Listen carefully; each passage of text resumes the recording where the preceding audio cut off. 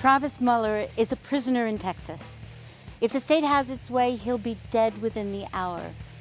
This is Execution Watch.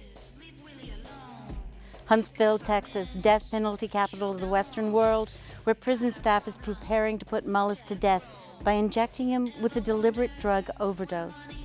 During the next hour, KPFT's Execution Watch will air live coverage of the killing in Texas, the state that carries out 1/3 of all U.S. executions. Execution Watch host Marlo Blue, criminal defense attorneys Meryl Pontier and Monique Sparks, Huntsville reporter outside the death house Linda Snyder, general reporter Clinton Young, and featured interview Pam Perillo, one of the few women ever to leave Texas death row alive, in conversation with Marlo and Clinton. The Execution Watch for Travis Mullins begins.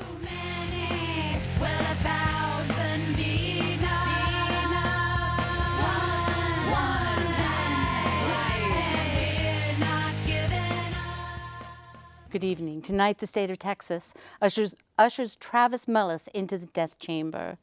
To our listeners around the world, thank you for joining us on this Tuesday, September the 24th, 2024 edition of Execution Watch. I'm Marlo Blue. If you're tuning in for thanks on KPFT Houston, they will be back next week in their regularly scheduled Tuesday 6 o'clock time slot. Execution Watch is produced by a dedicated staff of volunteers. We report live each and every time an execution is scheduled in the state of Texas. The live video stream of this show can be found right now on our Execution Watch Facebook page and simulcast on HoustonMediaSource.org. During tonight's broadcast, we will be giving you details about the case, including background surrounding the trial and conviction. We will have expert legal analysis as well as live reports from Huntsville and breaking news regarding any last-minute judicial action. There will be a featured interview with former death row inmate Pam Perillo, recorded earlier. And we will hear from our newest reporter, who himself is a former death row inmate, Clinton Young. Tonight, the state of Texas will execute Travis James Mullins, now age 38. Mullins was convicted and sentenced to death for the 2008 murder of his infant son, Elijah, in Galveston, Texas. The execution is expected to proceed as his attorneys did not file any final appeals or clemency petition with the Texas Board of Pardons and Paroles. According to the AP News Service, Mullins wrote a letter submitted to the U.S. District Judge George Hanks in Houston in February that he had no desire to challenge the case any further. Having previously taken responsibility for his son's death, Mullins said his punishment fit the crime and that he seeks the same finality and justice the state seeks. Joining us first tonight is our reporter stationed just outside of the death house in Huntsville, Texas, activist Linda Snyder. Hello, Linda. Thank you for joining us. Hi. Thank you for having me. They just crossed the line, 603. They just walked across the street going into the building. Now, for our overseas listeners especially, and people who maybe don't really understand what that means, explain why that's important. It's important because that means the execution is going forward. Do we know who's standing witness for Mr. Mullins? I was told Pat Hartwell was one of them, but I don't know if I didn't see her, but I think she might have been the one that had her hair put up on top of her head. Okay. Yeah. Are there any other signals that you'll be keeping an eye out for tonight? Are they doing anything else differently? Oh yes, they last week. We had so much sunshine here that we had stayed over there by the tree. Danny had stayed over there. Well, now they've roped it off, where we can't go over there. I was on this other side, and they took the whole tree down.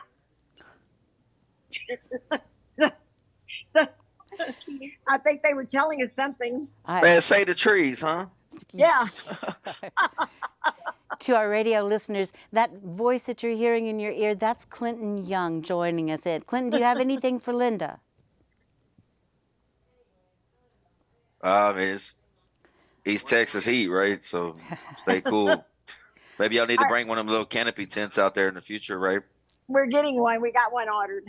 Yeah, from Walmart. I mean, you get one from Walmart pretty cheap, right? Right. So, Linda, can you tell us anything about Mr. Mullis?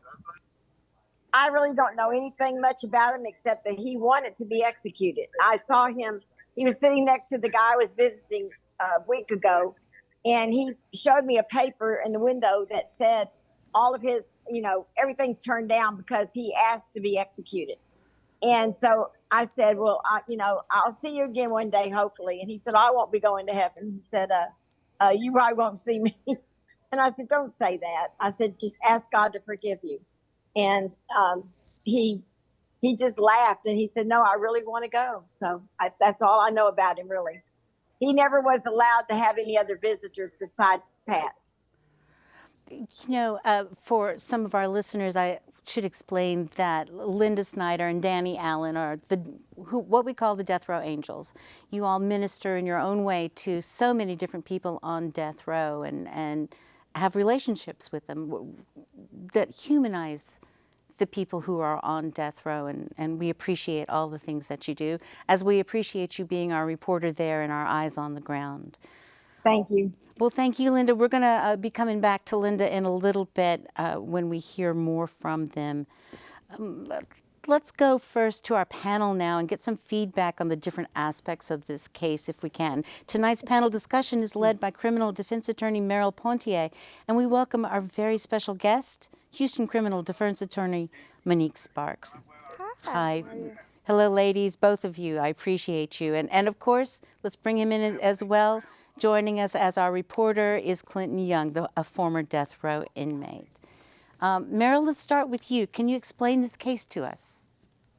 She texted me she was having issues, right? So she needs a few moments. Okay. Did you know him, Clinton? Tell us a little bit about him. There's a big wreck. Yeah, I knew him. I mean, I wasn't friends of him. I mean, he stayed to himself. Well, I can't say he stayed to himself. I can't say that. As I think about it, yeah, I can't say that. Yeah, all I can say is I didn't associate with him. But there's a lot of different. Go ahead. I'm saying I'm kind of a product of my environment. And, I mean, just honestly speaking, when it comes to certain situations or certain people I choose to befriend or not. I will say this, there's no children in prison. I always say when it comes to cases like this, it's the cases that everybody says that should have the death penalty. It's the cases that people are most rightfully outraged about, which is understandable. Anytime something happens against an innocent child, right, it's something that, it should strike emotions in all of us. But there's no children in prison. And so he's not a threat to the prison population, which he was aware of that, and which is part of the reason why he wanted the death penalty. And so, I'm against the death penalty in all cases. In this situation here, he didn't fight his appeals. He didn't fight for it. It's basically suicide. He made a conscious decision over and over again not to fight his appeals. As somebody that was on death row, I mean, I can never understand that, right? But each man lives his own existence. Right. It was, like I said, this was his choice. Kind of shocking that, because a lot of times when people cancel their appeals, it goes a little bit faster.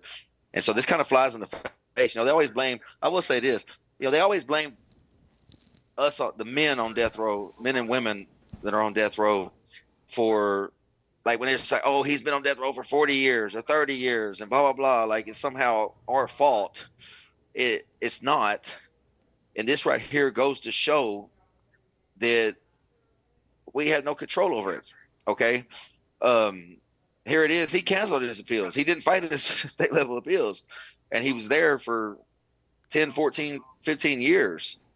And this is the point I always try to explain to people, is that, y'all push for these, same thing I told the legislator, y'all push for these laws because, you want the guilty to pay. But what ends up happening is, the execution in St. Louis, Missouri tonight, innocent people get trapped by the system and end up facing execution, right? Right. You're specifically talking about Marcellus Williams, who did not Yes, get Khalif. a pardon from the governor. I believe that his execution is going on as we speak as well. In fact, there are Yes. 5 other planned executions this week throughout the United States. Why do you think that? And I'd like everyone who can to come in on this this part of the conversation. Elections. Elections. Yeah, plain and simple. This false concept of being tough on crime. I mean, every time during election year, they start kicking up. It looks like we've got Meryl back. Let's go to Meryl Pontier for a little bit of the facts of this case, if we can. Meryl, can you hear us? Can you hear me? We can hear you. Yes. Can you hear me? Yes. Okay. Okay. If you can no longer hear me, just because I can hear you guys. My Wi-Fi is bad today. So yeah, Travis Mullis was convicted of capital murder, sentenced to death in 2000 for the 2008 murder and sexual abuse of his 3-month-old son. This is in Galveston County. After the murder, he fled to Philadelphia, but after a few days, he turned himself in to police and confessed to the crime. It was a horrible crime, and I'm not going to go into the details of it. Everybody knows what he's convicted of, and I'm just going to leave it at that.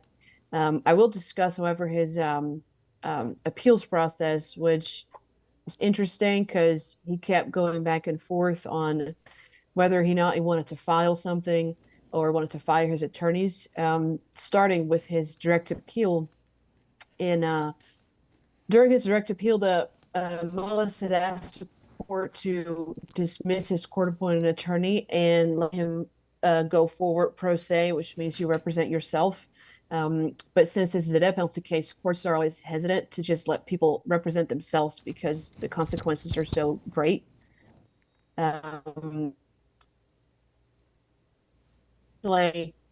Gray on it, and they questioned him on his decision to find out if he was competent to make a decision, and also explaining to him what the consequences would be if he would waive his appeals and if he would dismiss his attorneys.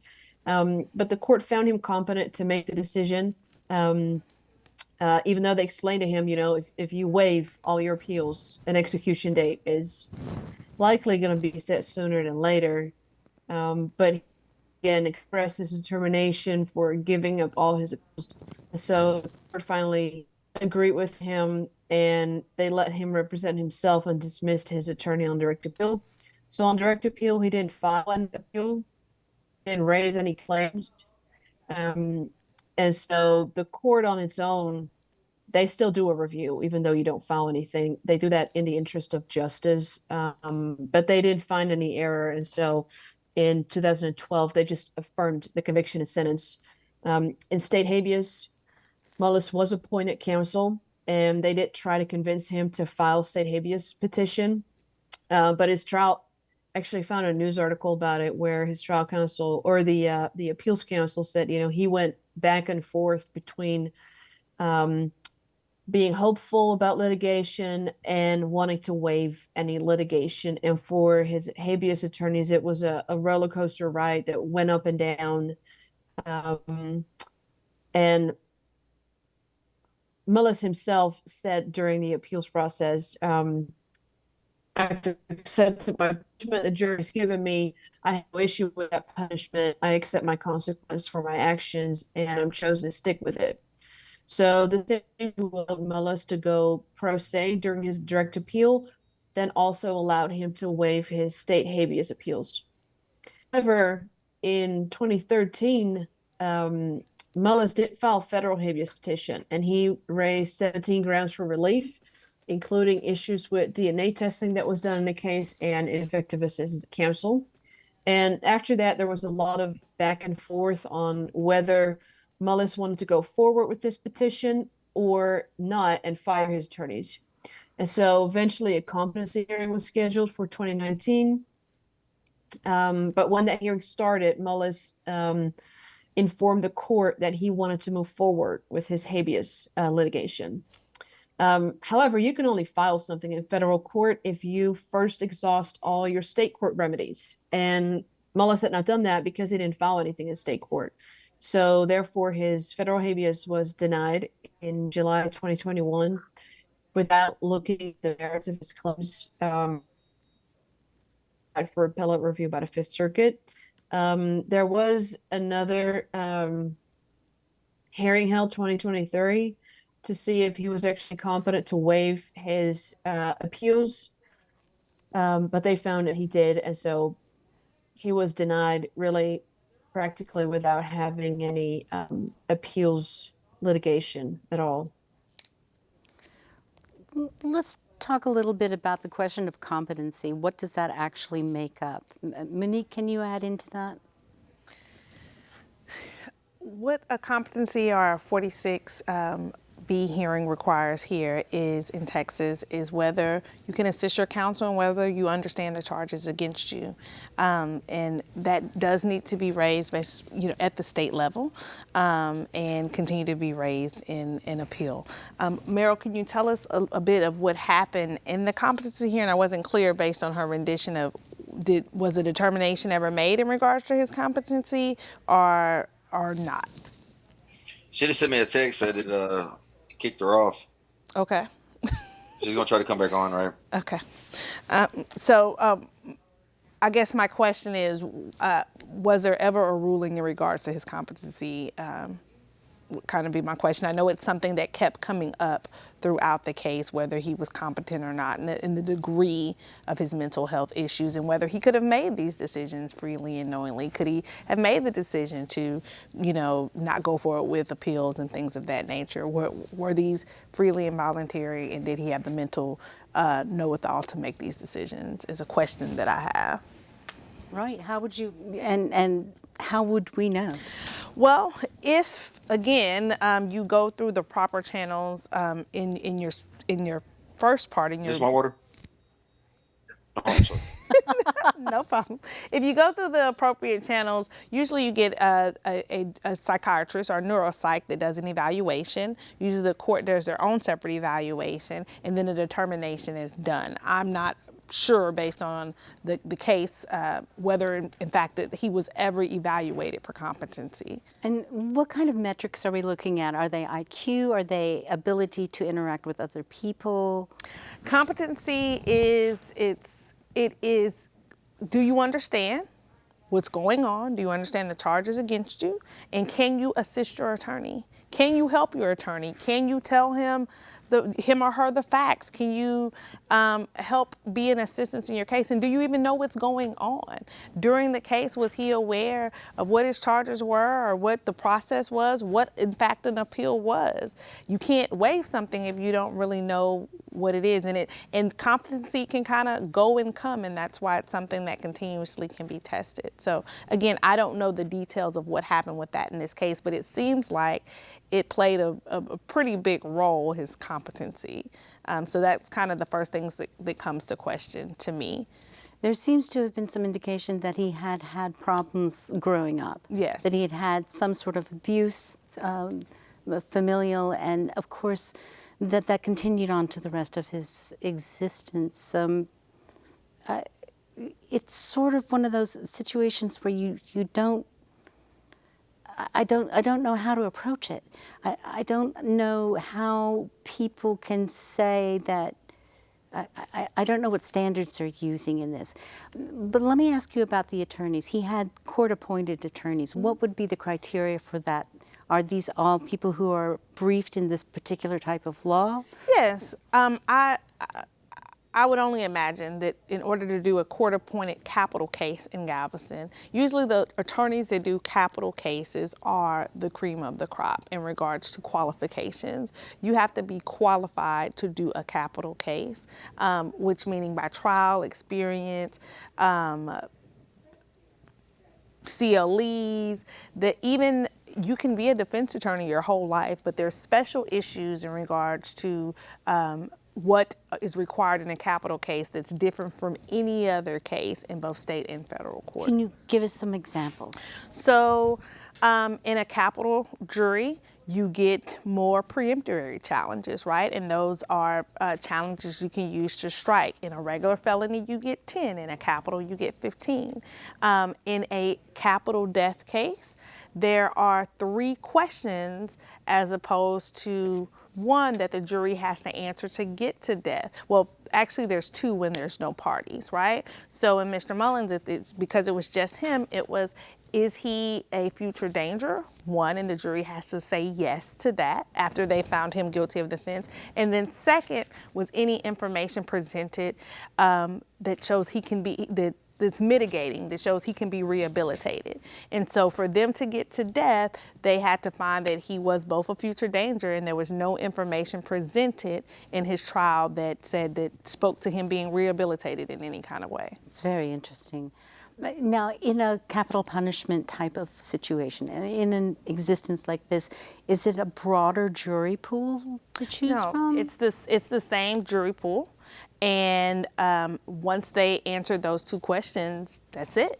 That's it. It's not a broader jury pool, but it is a more detailed jury selection, right. As opposed to a regular jury case. In capital cases, usually the judges allow individual voir dire, and you can get a lot more information out of an individual voir dire of a one-on-one with the jury as opposed to a group setting. So you do get to know more information about those juries than a regular jury setting. What would you be looking for in a case like this? Clearly, with these set of facts, you want juries that are open to rehabilitation. Because this involves a child, I would probably,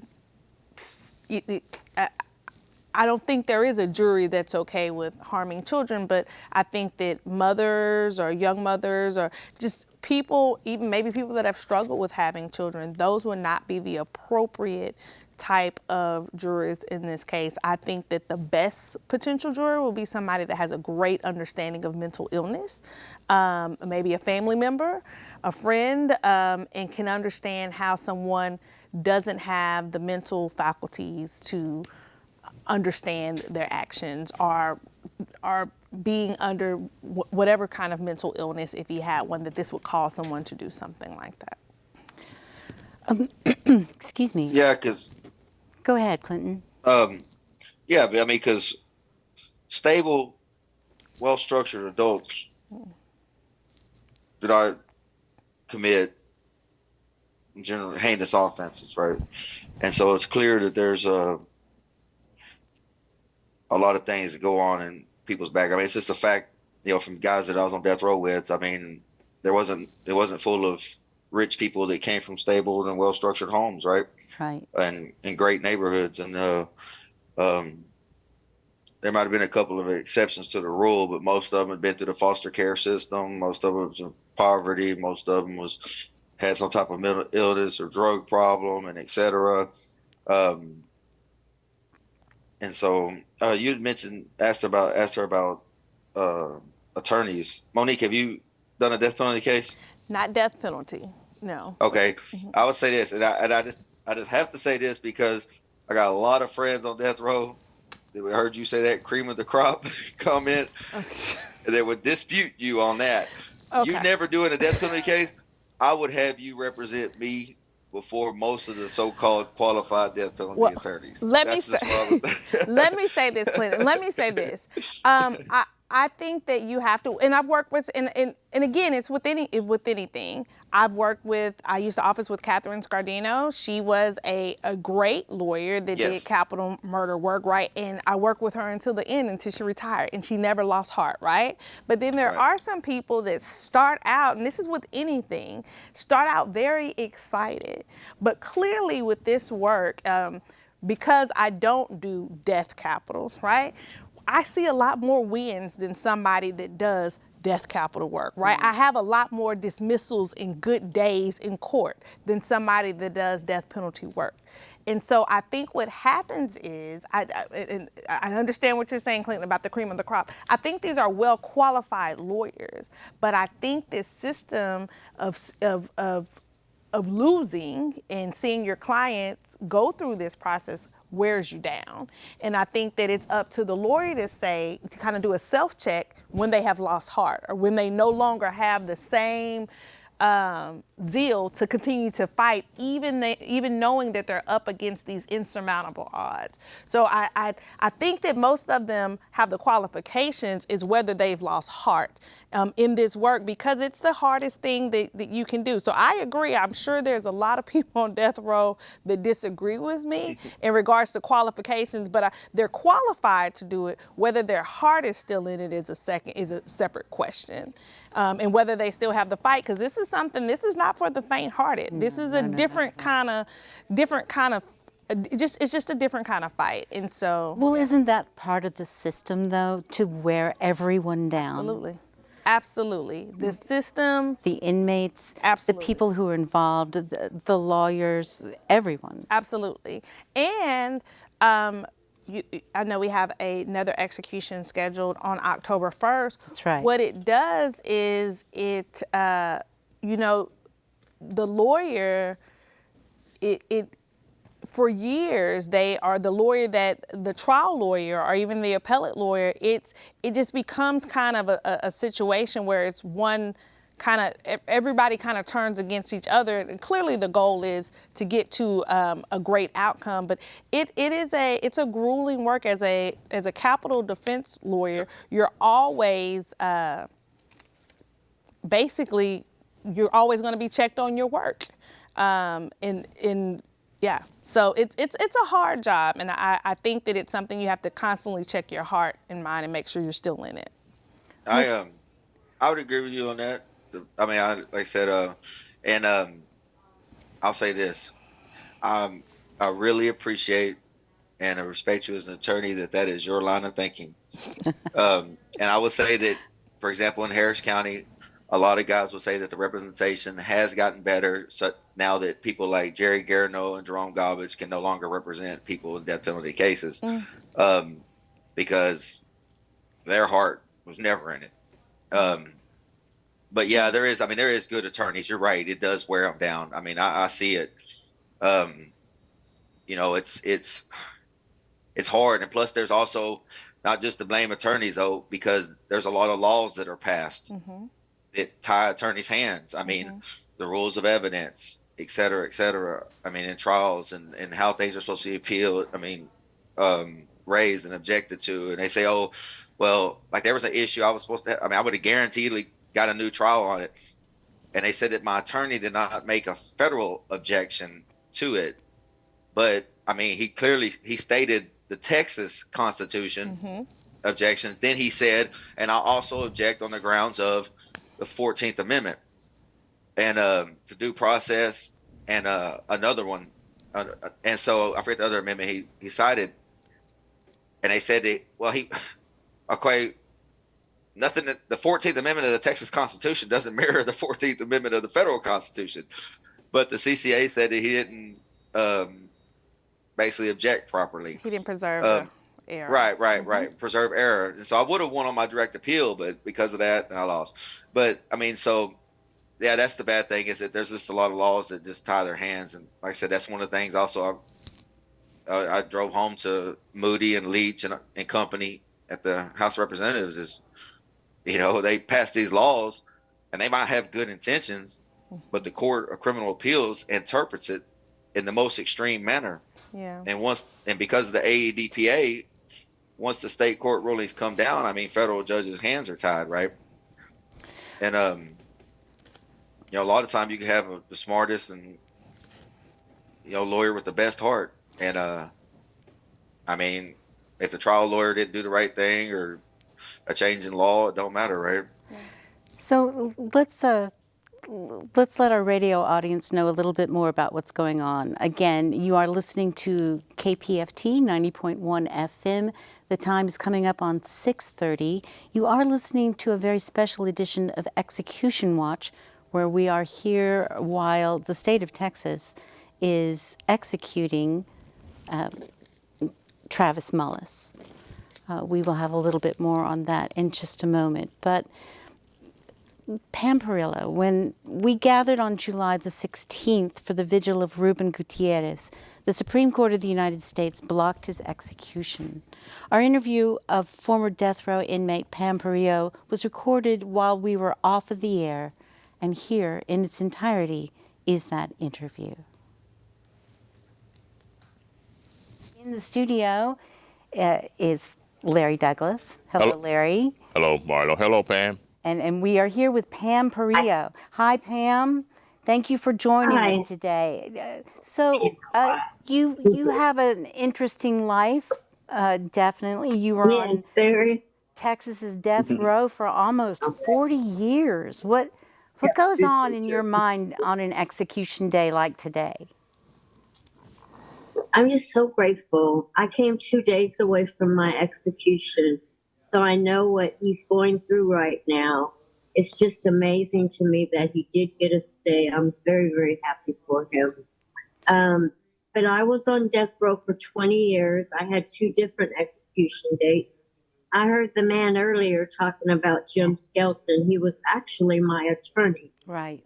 And he did me a lot of wrong, and I'm grateful that I took him to court on that and showed people what he was about. I actually went to the state bar afterwards and got him disbarred.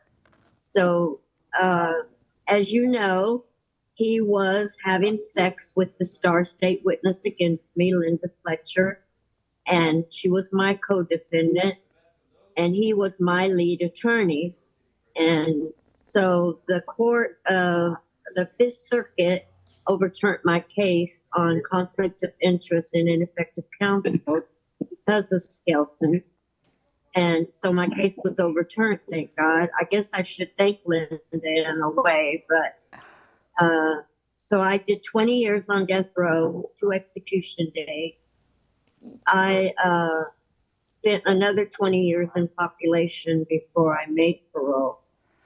I was on death row with Carla Faye Tucker, who was my best friend for 14 and a half years, and the state of Texas executed her in 98. But I saw 3 of my friends get executed that I was there with for many years. It's a hard thing to go through. I went a long time in the criminal system, so. Did you have a question? Tell us about Carla Faye Tucker. Carla Faye was my best friend. I actually met Carla in '84 when she first came in. I was back in the county jail on a bench warrant and fixing to face my second trial. And an officer came to my cell and asked me if I would go talk to a young lady on the 4th floor who they were seeking the death penalty on. And when I got up there, it was Carla. And so I got to meet Carla in the county. She got the death sentence, and I got the death sentence for a second time and went back to death row and spent 14 and a half years there with her. When I first met Carla, she was a very hard, cold person.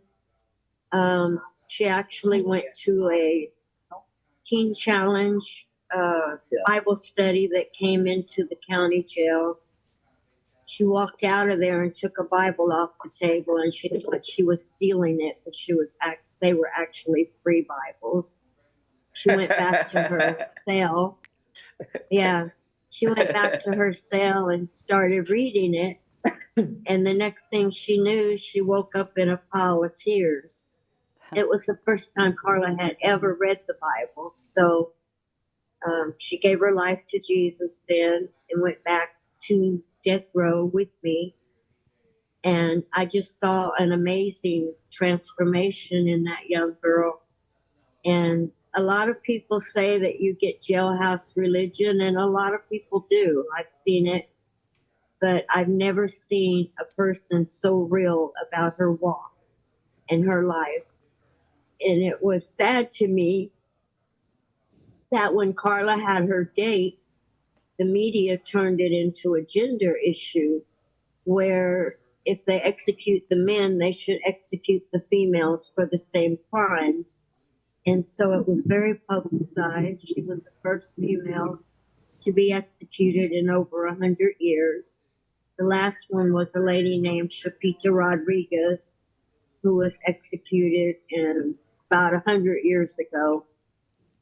So it was a very big deal for the state of Texas to execute a female, and it was very publicized, and it turned into a big circus. And I don't know, Clinton, if you were on death row at the time when Carla was executed. No, But it ma'am. was a very big deal. No, I was in TYC. TYC. Yeah. Yeah, I grew up actually in foster homes and juvenile hall my whole life. So I would call myself system raised because I've been in the system my whole life. It's been a hard transformation for me out here. And if it wasn't for the people in my life and the support system I have, I probably wouldn't have made it after 40 years. No doubt. It's been No doubt at all. amazing. Hey, Pam. I actually, hi. It's Meryl from Miguel's case. Hi, Meryl. How are Hi. you? Nice to see Did you you. get my letter? I did. Yes, it was great. Thank you. Good. Good. I'm glad. So let's. I really am curious, and the same thing with you, Clinton. What happens on execution days? Do you get a special knot in your stomach? What kind of process do you go through? I was only 8 days out on my first one, right? And I don't think I ever truly accepted that they was going to. I mean, and plus, when you spend so many years down there, yeah, it's like people.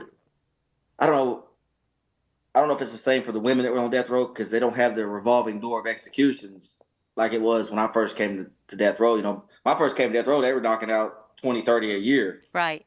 And some 2 in a week. And so there's a numbing effect to it because it just happens so much and you spend so much time and you're there for so many years and you're fighting and dealing with it that like you put. Me and Robert Pruitt had this conversation about this actually. You spend so much energy trying not to get that execution date. Right.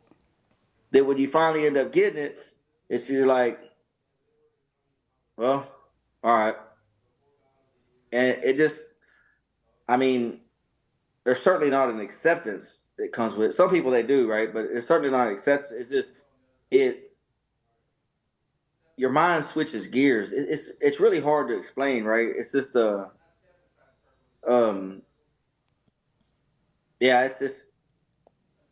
it's something I hope nobody has to experience, right? It's just the way the mind, like I said, the only thing, best way I can put it is kind of shifts gears on it, right? Right. There is certainly an anxiety there. But then you're also so focused again on trying to get everything situated with your family and friends, last minute efforts on your case, etc. That while you're focused on that final day, you're distracted about everything you have to do up to that final day, right? Right. But then little frustrations though, like if something would happen or if an officer would do something or certain things would happen, it becomes that much more of a bigger deal because you really are on limited time. Yeah. Like if the plan don't work out, you ain't got too many opportunities left to make this plan. Like you got plan A, maybe plan B, but you ain't got C, D, E, and F. Right. Like you got to make it happen. You know what I'm saying? I think it's a hard thing when you know the time, the place, and how you're going to be executed. I just wanted to be able to walk into that room with my head held high, get up on that journey and go. And the hardest thing for me during that was my family having to see it. I didn't put them on the witness list. I actually just had a friend that was going to go in there with me, but it would have been so much easier had you just been taken in there and get it over with and not have to go through the process of the victims' families being there, your family being there. And it's just really having to say goodbye to my son was the hardest thing that I ever had to experience. And he said he was just going to grab a hold of my neck and not let me go. And so that was the hardest thing for me, was knowing that I would have to say goodbye to my family and put them through that, as well as my victims' families. I mean, what do you say? You can't give back what you took. You can't make up for what you did. And I'm sorry just seems like words to them. And I had the opportunity to actually write one of my victims' families a letter, because she wrote me and told me just go on and die and give us some closure. And I wrote her back. And I told her, you know I'm sorry just sounds like words, but I am so deeply sorry. And if taking my life would bring back what I took, I'd take it myself. But I can't. And that's a hard process for all of us to go through, is any of that. I can't imagine what Reuben is feeling right now. I'm so grateful that he got to stay. And I just really thank God for that right now. Yeah. For me, I didn't have no children, so I mean, I can't imagine what it's like for parents to go through in that situation. And for me, when it came out to the execution date, exactly my last day, I had my mind made up. And maybe it's another reason why it kind of like had a numb effect. I was going to fight. I fought him while I was there. So many people walked to that gurney and lay down. All right. And some have this idea, this concept of the noble death. You go over there, lay your head down on a chopping block, and the king cuts your head off, blah, blah, blah. This noble death of antiquity. I didn't do it. I wasn't supposed to be there. They weren't supposed to be killing me. And so I wasn't going to accept that. I had it all planned out my last day, and all I was going to do, and I was going to lock my door up, and they don't have to beat me up from that cell all the way to that gurney. And so in my mind, I knew my last day on this earth was going to be pretty painful, right? But I fought to live my whole time there. When I first got there, I was always on disparate level protesting because I didn't like the way they treated us. And so it was just unfathomable for me to, personally for me, I'm not saying this against anybody else, but for me to sit there and tell the world, hey, I'm innocent, but yet I'm just going to go over here and lay down. And I already knew, like, I didn't want nobody to witness my execution because I didn't want them to see that to be the last thing they see. My mother wanted to, and another friend wanted to because they didn't want me to be alone. But I didn't want them to remember me. That'd be the last. I'd rather them see me smiling at visitation versus being covered in pepper spray and beat up laying on a gurney. And I knew the prosecutor would attend. And we had a real animosity towards each other. It was well known. Like, we had a bunch of back and forth during my trial, right? And so and so my situation was like, I wasn't gonna be laying on a gurney saying I'm sorry because I didn't kill nobody. You know what I'm saying? And so I was gonna be out laying on that gurney talking about I'm coming back to haunt the DA and et cetera, et cetera. So I was gonna be talking cash shit. I'm sorry, I can't say that. My bad. I've been talking cash smack, right? Like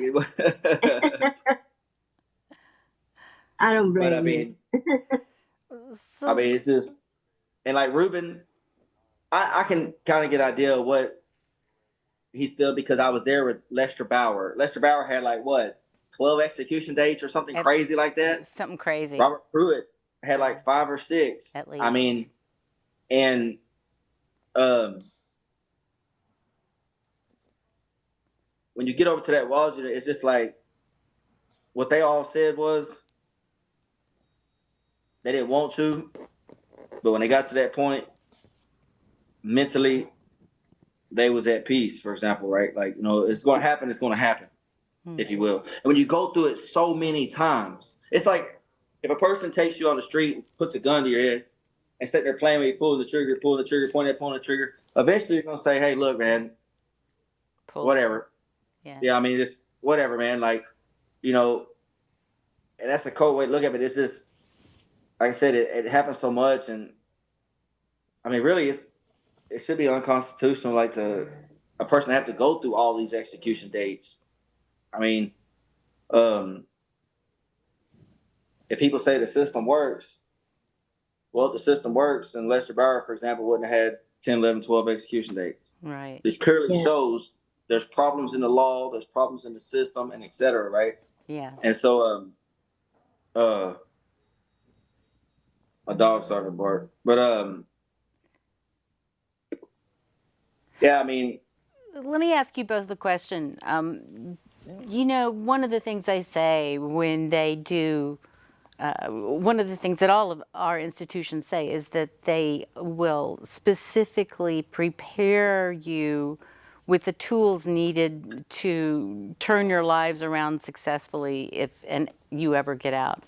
Do you believe that that is something that happened? Did you get the tools that you needed? No. I didn't even have release papers. I couldn't even prove I was a citizen of the state of Texas because I hadn't had any documented history of me in the free world since I was 18 years old. Right. So for 21 years, and when they let me go because I left death row instead of population, right, they didn't give me release papers. And so I called Huntsville, and they was like, we talked about your situation, but we just didn't know what to do because we never dealt with this before. And so, Daisy.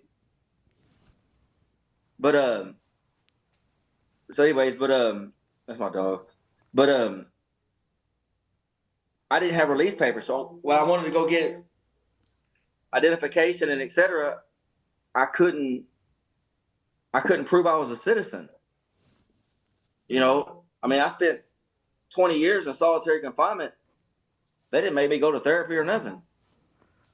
They just opened the door. I went from being so dangerous, I had to die, to open door and, hey, good luck. You know. What about you, Pam? What about you? What was the question?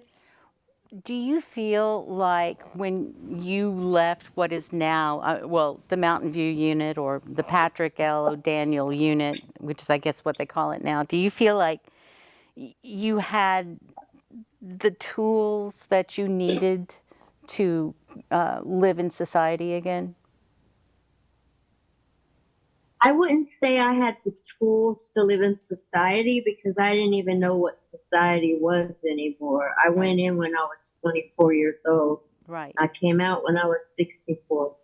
For me, while I was in there, I tried to do whatever I could do to learn something. I went into the dog program and I worked for Patriot Paws. And I trained service dogs for 7.5 years for disabled veterans, which gave me a feeling of giving back. I was actually doing something that meant something to somebody else. And I also learned the training. I learned to train dogs. And so that helped me when I did get out. I was able to work with dogs and not service dogs anymore, but I did work with dogs on basic behavior, and if somebody wanted their dogs taught something, I could do that. So got married. TDC is not going to give you anything. if you don't do something for yourself, it's not going to get done. So I get the things that I needed to do that was going to give me something out here. I applied for Social Security disability while I was still in prison and got it when I got out, which helped a lot because I've never worked a day in my life. And like I said earlier, I had my son in a very good support system that helped me get going again. But TDC will not give a person anything.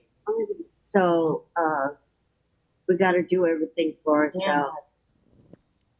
Well, I want to thank you all for hanging in there with us. This is a moment of joy because we're not having an execution.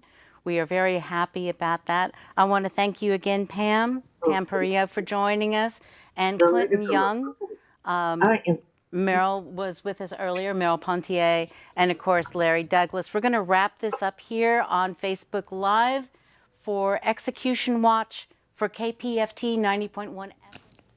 Again, that was our interview with former death row inmate Pam Perillo, and of course, Larry Douglas and Clinton Young were also part of that interview.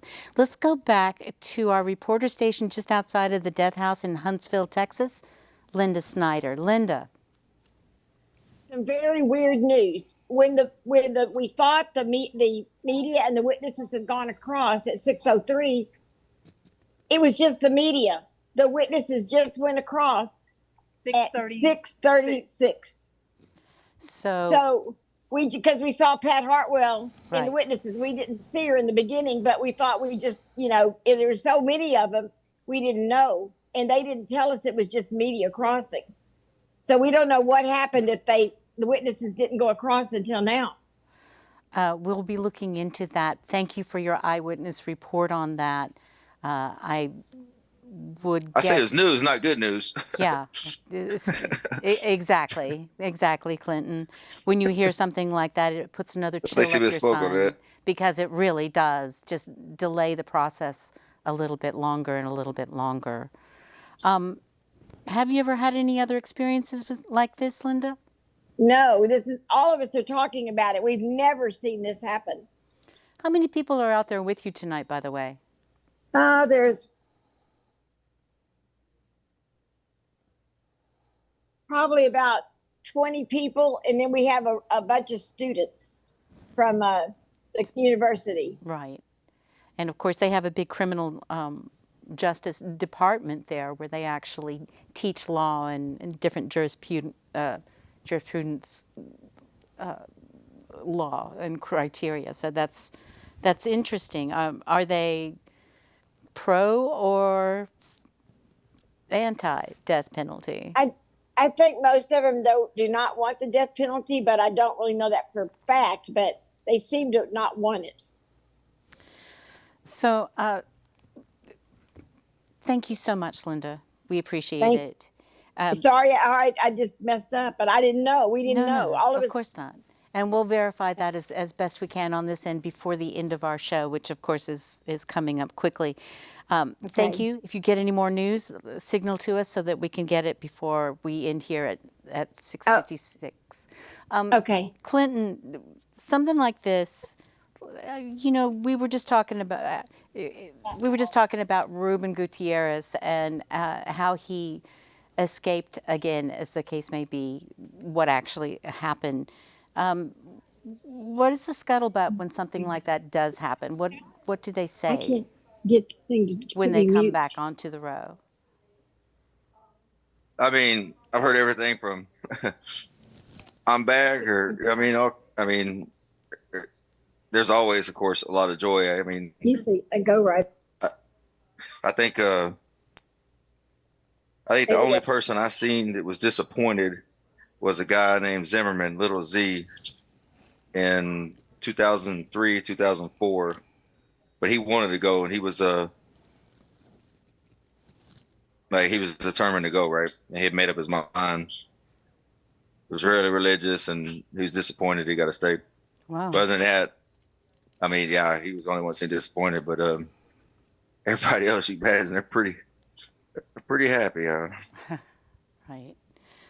Well, for those of you who may just be joining us and we're looking for thanks tonight, I'm sorry that we have preempted this. However, this is a vigil for the death of Travis James Mullis. We've been told that the actual execution started at 6:36, which is a little bit later than what they normally do. We assume that it's going on as we speak. We will go ahead and wrap up as the case may be right now. We thank you for listening to this broadcast. It's information that we want to share with the world and hope that it can shed a little bit of light of what goes on here in Texas. So this does bring to a close this edition of Execution Watch. Our next scheduled broadcast date is Tuesday, October the 1st, 2024, as Texas prepares to send Garcia White into the death chamber in Huntsville. Execution Watch will cover the state-sanctioned killing beginning at 6 p.m. Central Time with our live news coverage. We welcome your opinions on social media and beyond. Go to executionwatch.org to learn more about the death penalty and executions in the state of Texas, and please subscribe to our mailing list. You can also find us on Facebook. Just search Execution Watch and past shows on YouTube. We can also now be found on Twitter as well, and we'd appreciate a follow. Our thanks again to the entire Execution Watch crew, legal analysts Monique Sparks and Meryl Pontier, reporters Linda Snyder and Clinton Young, video director Mark Pirtle, technical director Otis McClay, engineer Howard Reynolds, production assistant Mel Peterson, social media Sarah Sheridan and Elise Bench, and of course our executive producer, Elizabeth Ann Stein. If you're listening live on 90.1 FM, stay tuned for Jazz in All Its Colors with Sinbad. This has been Execution Watch, and I'm Marlo Blue. Good night.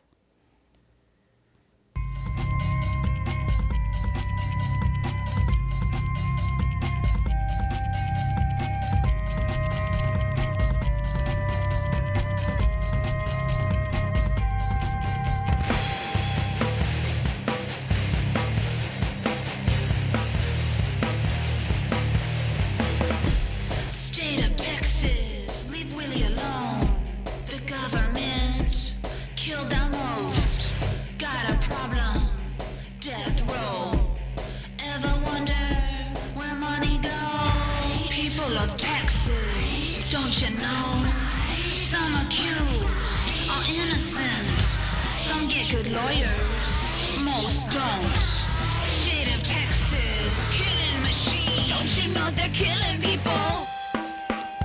Don't you know they're killing people? Don't you know they're killing people? Don't you know they're killing people? Don't you know they're killing people? Don't you know they're killing people? We're not giving up.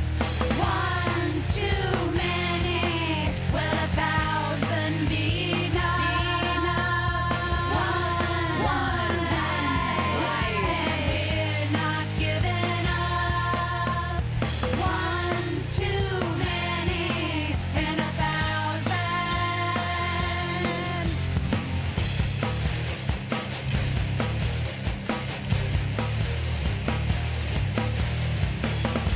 People of Texas, children of God. It's insane. In Jesus' name. Where's all that religious passion?